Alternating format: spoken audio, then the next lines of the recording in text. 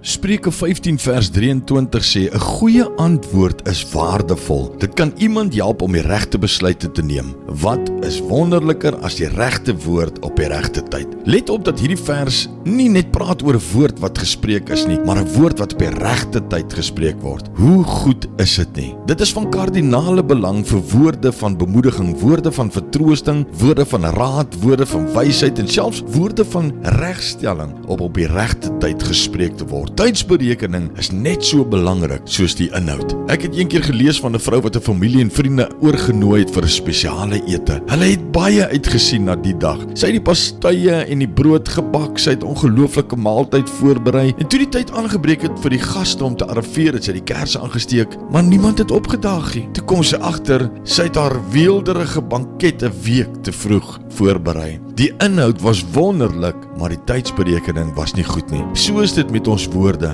Hulle kan net die regte woorde wees, perfek vir die behoefte van die persoon, maar as dit nie op die regte tyd gelewer word nie, kan hulle tekortskiet. Wees sensitief, my vriend, om die regte tyd te kies om iets te sê en kies jou woorde sorgvuldig. Abba Vader, Here, kom maak hierdie les wat ons leer vandag vas in ons harte. Here, dat ons sal weet om die regte goed te sê op die regte tyd. Ons loof U, ons prys U en ons aanbid U in Jesus se naam. Amen.